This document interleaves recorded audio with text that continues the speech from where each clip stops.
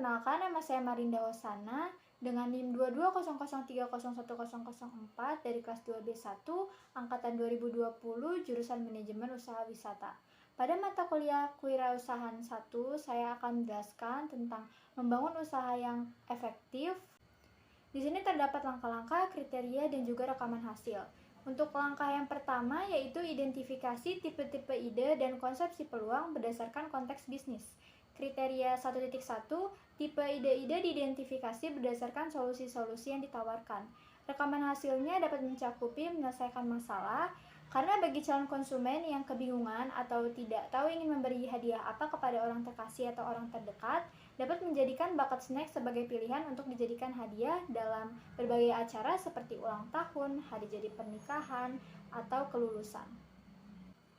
Kriteria 1.2 yaitu konsepsi peluang dana spekulensial atau prinsip-prinsip peluang diidentifikasi untuk menarik peluang bisnis. Konsepsi peluang merupakan sesuatu yang dapat mengarah pada bisnis yang diinginkan dan layak, yakni keunggulan. Selanjutnya yaitu aspek esensial atau prinsip-prinsip peluang dapat mencakupi tepat waktu dan tahan lama. Langkah kedua yaitu mengidentifikasi peluang berdasarkan pendekatan wirausaha. Kriteria 2.1, tren diamati untuk mengidentifikasi gap peluang bisnis dan ide-ide baru. Tren lingkungan strategis yaitu kekuatan ekonomi, di mana tingkat ekonomi, level pendapatan, dan pola pengeluaran konsumen. Kriteria 2.2, masalah suatu sektor atau bidang diidentifikasi yang dapat menjadi peluang bisnis. Masalah-masalah yang akan muncul yaitu sarana dan prasarana dan juga sumber daya manusia. Kriteria 2.3 yaitu kesenjangan suatu produk atau jasa, identifikasi sesuai dengan konteks pasar. Kesenjangan suatu produk atau jasa yaitu kesenjangan pasokan dan juga kesenjangan kualitas. Langkah ketiga yaitu mengidentifikasi karakteristik personil wirausaha. Kriteria 3.1 yaitu pengalaman industri sebelumnya diidentifikasi tim yang dimiliki.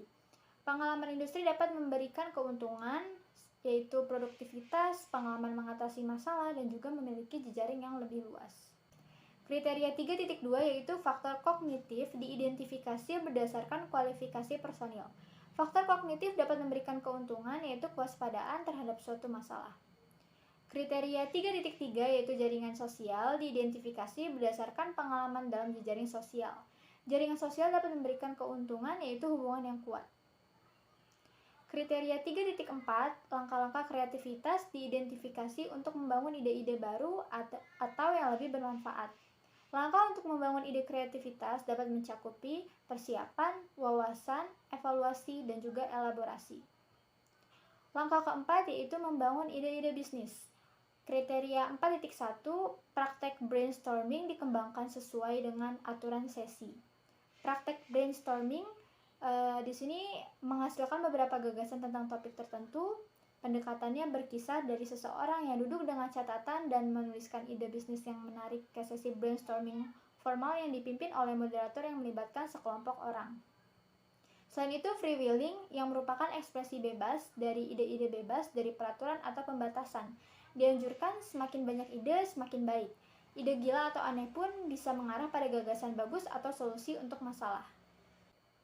Kriteria 4.2, focus groups dilakukan sesuai dengan kaidah-kaidah FGD.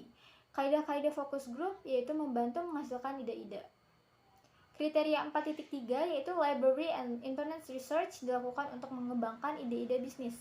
Library and internet research yaitu sosial media seperti Instagram, Facebook, Twitter, TikTok, dan lain sebagainya. Ada juga viral dan website. Kriteria 4.4, ide-ide bisnis, produk atau jasa. Identifikasi untuk dapat dikembangkan. Area fungsi atau bidang yaitu bakat snack. Bakat snack merupakan hasil kerajinan tangan yang kreatif dan terinspirasi dari bakat bunga, di mana biasanya isi dari sebuah bakat yaitu bunga, maka dikembangkan lagi idenya, yaitu diisi dengan snack atau uang. Bakat snack diciptakan untuk menyelesaikan masalah bagi konsumen, yaitu menjadi salah satu pilihan sebagai hadiah untuk orang terkasih pada momen spesial, seperti ulang tahun, pernikahan, maupun kelulusan atau wisuda. Kami tidak hanya menyediakan bakat snack, tetapi kami juga menyediakan beberapa pilihan seperti bakat flower dan bakat money. Calon pembeli atau calon konsumen dapat menyesuaikan dengan yang diinginkan. Harga yang disediakan untuk bucket snack sangat beragam dan pastinya terjangkau karena disesuaikan dengan budget calon pembeli atau calon konsumen. Bucket snack dapat dipesan minimal H-3 karena akan disesuaikan dengan tanggal dan waktu yang diinginkan oleh calon konsumen. Bucket snack dapat dibuat sesuai dengan permintaan calon konsumen seperti ingin warna apa, terdiri dari snack apa saja, bunga, atau uang nominal berapa. Dengan analisis pasar, pihak bucket snack dapat menemukan target konsumen, yaitu di mana harga lebih terjangkau dan mengikuti tren yang ada. Bucket snack memiliki berbagai macam bentuk yang dapat disesuaikan dengan keinginan atau permintaan calon pembeli. Bentuk-bentuk bucket snack terdiri dari bentuk kue ulang tahun tingkat, bentuk love atau bentuk hati, dan juga bentuk balon. Untuk pemesanan dapat dilakukan secara online dan untuk pengambilan bucket dapat diambil langsung oleh pembeli atau dikirim melalui ojek online atau kurir. Dan yang terakhir yaitu bucket snack dapat dipromosikan dan ditemukan melalui sosial media seperti Facebook, Instagram, Twitter, dan TikTok. Selanjutnya yaitu buku kerja 2, konsep bisnis, produk atau jasa konsultasi, bucket snack, penyusun konsep bisnis, Marinda Husana. Langkah-langkah yang pertama yaitu menentukan produk yang akan dibuat konsep bisnisnya. Kriteria 1.1, nama produk atau jasa diidentifikasi berdasarkan karakteristiknya. Rekaman hasil, nama produk atau jasa yaitu bucket snack. Kriteria 1.2, deskripsi produk atau jasa. Bucket snack merupakan rangkaian snack yang berupa kumpulan beberapa jenis snack atau makanan ringan yang biasa dipadukan dengan bunga, boneka, uang, ataupun yang lainnya dengan disusun dalam bentuk yang kreatif. Pelayanan yang diberikan dapat disesuaikan dengan budget calon pembeli atau calon konsumen dan menerima permintaan calon pembeli seperti ingin warna apa, terdiri dari snack apa saja, bunga apa, dan uang nominal berapa. Kriteria 1.3, bentuk paket penjualan. Bentuk paket penjualan yaitu satuan. Target ini memiliki bentuk penjualan satuan di mana calon pembeli dapat memilih bucket apa yang akan dipesan seperti snack, flower, atau money, dan warna apa yang akan dipilih. Bentuk bucket seperti apa? Bentuk kue ulang tahun tingkat, love, balon, atau bentuk bucket pada umumnya. Pilihan lainnya dapat disesuaikan dengan minat yang diinginkan calon pembeli. Langkah kedua yaitu mengidentifikasi target pasar. Kriteria 2.1, target pengguna atau klien diidentifikasi berdasarkan kemungkinan yang dapat menikmati produk atau jasa. Target pengguna atau klien yaitu pemasaran mikro karena lokasi bucket snack berada di Jalan Nusantara Raya Depok, Jawa Barat, maka semakin banyak bucket snack ini dikenal, semakin luas juga konsumen mengenal dan kemudian menjadi tertarik untuk membeli produk bucket ini. Kriteria 2.2, target lokasi pemasaran. Bucket snack berlokasi di Jalan Nusantara Raya, Depok, Jawa Barat, maka target lokasi pemasarnya itu daerah Depok dan sekitarnya, yaitu distrik. Langkah ketiga, identifikasi alasan mengembangkan produk. Kriteria 3.1, kesenjangan produk atau jasa, yaitu kualitas, menjual bucket dengan snack, flower, dan money terbaik sehingga menghasilkan bucket snack, flower, atau money yang bagus, menarik, dan juga berkualitas baik. Kriteria 3.2, peluang pasar, penetrasi pasar, menjual lebih banyak produk di pasar yang ada, serta pengembangan produk, menjual produk baru di pasar yang sudah ada. Langkah keempat yaitu mengembangkan fitur spesial. Kriteria 4.1, tujuan produk atau jasa dan penggunaan. Tujuan produk atau jasa dan penggunaan yaitu produk kenyamanan. Ini adalah jenis produk yang dibeli konsumen berulang kali. Kriteria 4.2 yaitu fitur-fitur utama, yaitu janji, menjanjikan dan memastikan produk yang dijual memiliki jaminan pelayanan dan hasil yang baik, memuaskan, dan berkualitas. Kriteria 4.3, manfaat produk atau jasa. Manfaat kenyamanan, ini adalah jenis produk yang dibeli konsumen berulang kali, artinya produk bucket snack yang dijual merupakan produk yang sering dipesan berulang kali oleh calon pembeli karena pelayanan dan hasil yang diberikan dapat membuat calon pembeli merasa puas atas bucket yang dipesan atau dibeli. Kriteria 4.4 yaitu reliabilitas produk atau jasa. Reliabilitas produk atau jasa yaitu area bisnis utama. Bucket snack ini menjaminkan produk dan jasa pelayanan dengan mengutamakan hasil yang maksimal. Langkah kelima yaitu mengembangkan tim manajemen. Kriteria 5.1, personal branding tim konsultan. Personal branding tim konsultan yaitu pengakuan masyarakat. Para konsumen yang sudah pernah membeli akan kembali lagi untuk memesan bucket karena hasil dan kualitas bucket yang bagus dan memuaskan. Kriteria 5.2 yaitu kualifikasi tim. Level kerangka kualifikasi, Bucket Snack memiliki level 7 karena kualitas yang baik serta memuaskan. Calon pembeli dapat berasal dari kalangan sedang. Selanjutnya yaitu buku kerja 3, analisa kelayakan usaha, yaitu produk usaha yang saya pilih, Bucket Snack. Yang pertama, analisa kekuatan ide bisnis, produk atau jasa. 1.1 tingkat diinginkan pasar terhadap produk atau jasa. Mengambil keuntungan dari tren lingkungan. Di sini saya memilih potensi tinggi dengan nilai 1. Menyelesaikan masalahnya, potensi tinggi dengan nilai 1. Mengatasi kesenjangan yang tidak terisi di pasar, potensi tinggi dengan nilai 1. Ketepatan waktu masuk ke pasar, potensi tinggi dengan nilai 1. Luasnya gagasan menambahkan nilai bagi pembeli atau pengguna akhir, potensi tinggi dengan nilai 1. Sejauh mana pelanggan puas dengan produk pesaing yang sudah tersedia. Di sini saya memilih potensi sedang dengan nilai 0. Sejauh mana ide tersebut mewajibkan pelanggan untuk mengubah praktik dasar atau perilaku mereka. Di sini saya memilih potensi sedang dengan nilai 0. 1.2 yaitu permintaan produk atau jasa di survei langsung atau online. Seberapa besar kemungkinan pasar akan membeli produk atau layanan yang ditawarkan? Di sini saya memilih potensi tinggi dengan nilai 1. Bagaimana mereka bersedia membayar untuk produk atau layanan?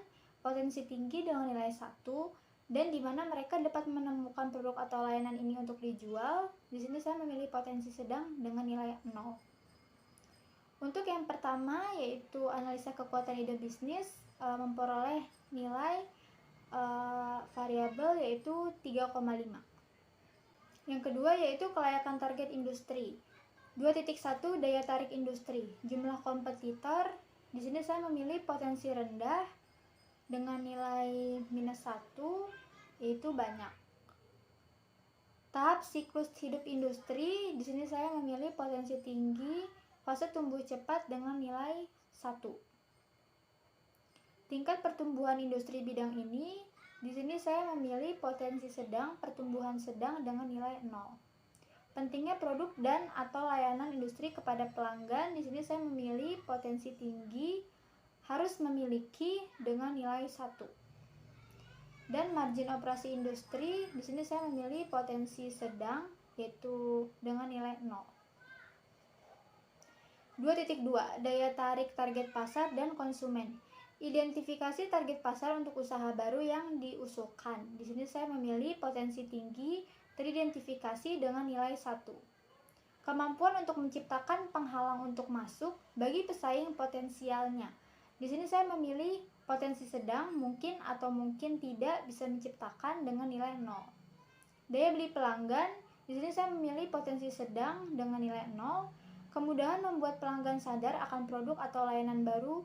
Di sini saya memilih potensi sedang dengan nilai 0 dan potensi pertumbuhan target pasar. Di sini saya memilih potensi tinggi dengan nilai 1.